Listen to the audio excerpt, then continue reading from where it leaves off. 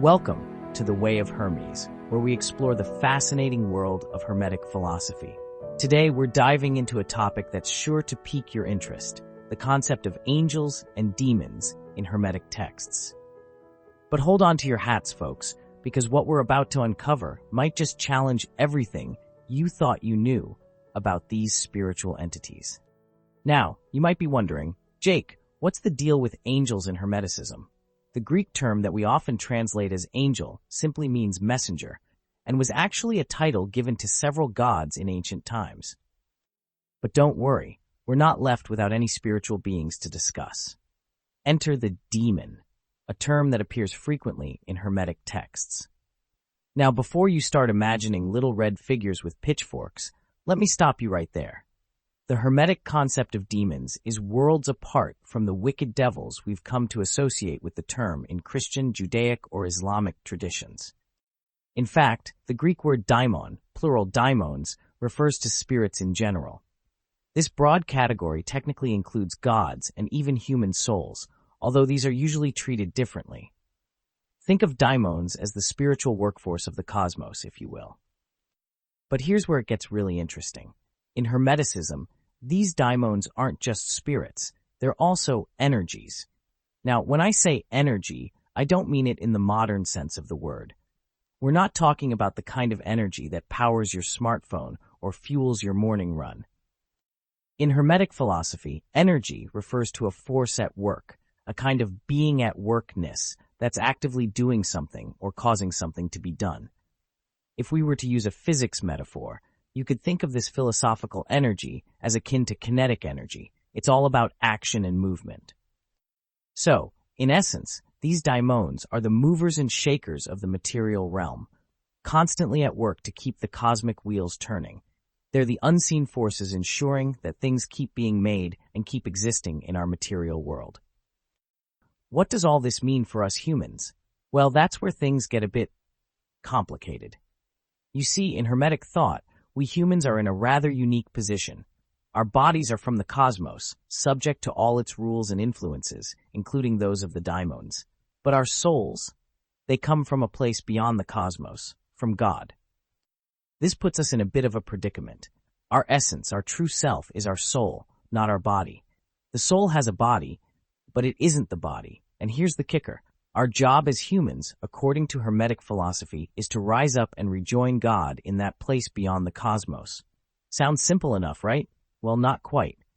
You see, we're starting this journey as incarnate beings, with one foot in the material world and one in the spiritual. And this is where things get tricky. Our bodies, being part of the cosmos, want to keep being bodies. They want to keep living, because that's what everything in the cosmos does. It tries to continue itself. But our souls need to use the body in a way that helps the soul's journey, not hinders it. It's like trying to steer a boat upstream when the current and the boat itself wants to go downstream. The body's needs and desires can often thwart the soul's aspirations, pulling us back into the material realm when we're trying to ascend to the spiritual. So, here we are, caught between two worlds, trying to navigate this complex interplay between body and soul, between the material and the divine. It's a challenging journey, but understanding these Hermetic concepts can provide us with valuable insights and tools for our spiritual growth. We're not just talking about body and soul here, folks. There's a third crucial element, mind, or nous in Greek. This mind isn't just your everyday thinking process, it's something far more profound. In Hermetic philosophy, mind is a faculty of divine and direct awareness. It's like a dormant superpower that most of us haven't fully awakened yet. Think of it as a direct line to divine wisdom, waiting to be activated. So we've got this fascinating trinity, body, soul, and mind. The soul is the middleman, so to speak. It moves and inhabits the body, but it's also in a constant wrestling match with it. Why? Because while the soul has its own needs and aspirations, the body has its own agenda too. These bodily needs are what Hermeticists call drive and desire. And let me tell you, they can be pretty persuasive. It's like having a really loud roommate who's always trying to convince you to skip your meditation and binge watch TV instead. The body primarily takes its cues from the soul, but, and this is a big but, it can also be influenced by other forces. It's kind of like a computer speaker.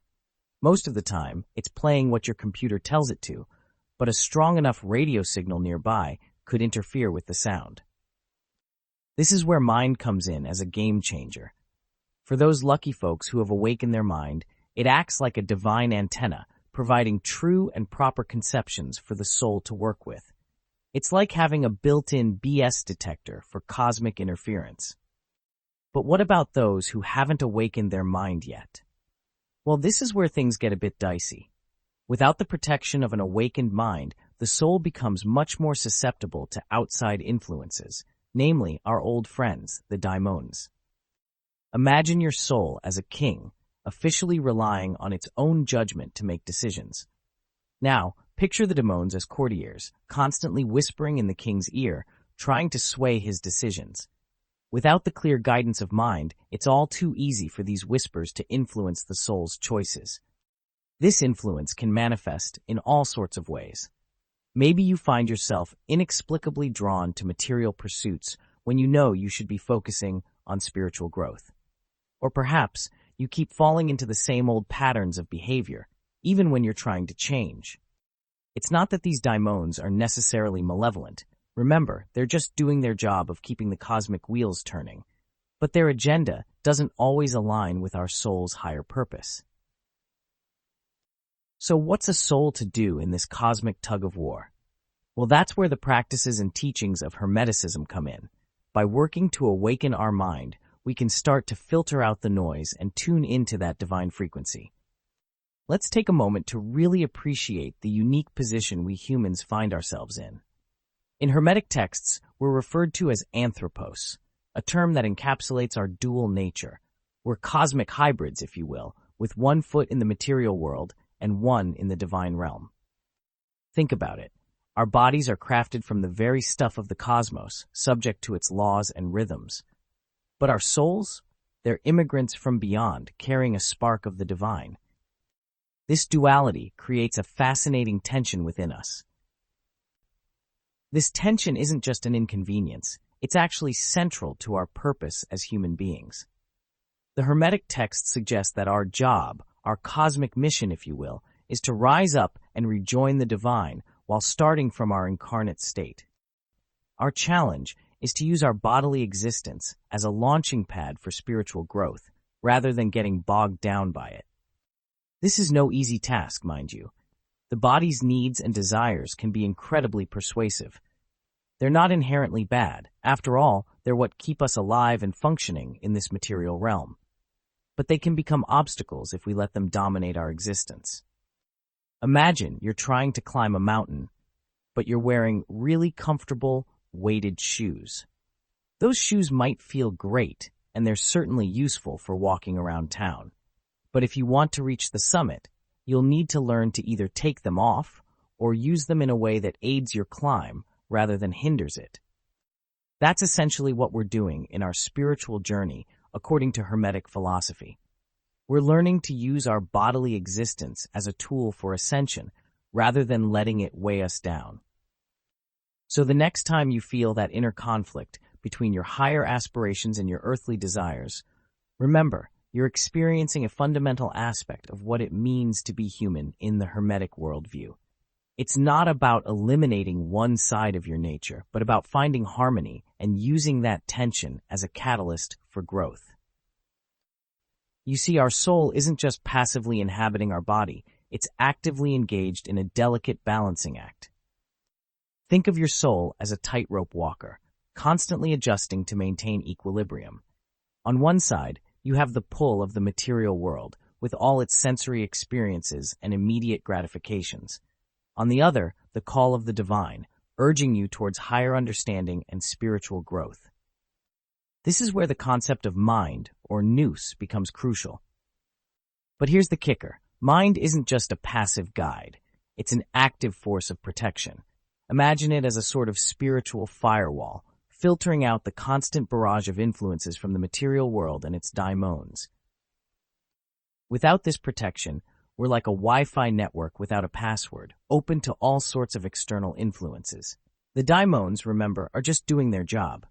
They're not evil, but their agenda is to keep the material world spinning, which might not always align with our soul's journey upward. The key takeaway here is that this struggle isn't a flaw in the system, it's a feature. The Hermetic view suggests that it's through navigating these challenges that we grow and evolve spiritually. But remember, this isn't about rejecting the material world entirely. After all, we're here for a reason. The goal is to learn to use our earthly existence as a tool for ascension, rather than an anchor holding us down. So, the next time you feel torn between binge-watching and meditation, or between fast food and a healthy meal, remember, you're experiencing a fundamental aspect of the human condition as understood in Hermetic philosophy. It's an opportunity for growth, a chance to exercise your spiritual discernment. By cultivating awareness of these inner workings, we can start to make more conscious choices. We can learn to recognize the whispers of the daimones and the guidance of mind, using this understanding to navigate our path more skillfully. In essence, the Hermetic view offers us a roadmap for this cosmic journey we're on. It acknowledges the challenges we face as beings straddling two worlds, but also provides tools and insights to help us navigate this complex terrain.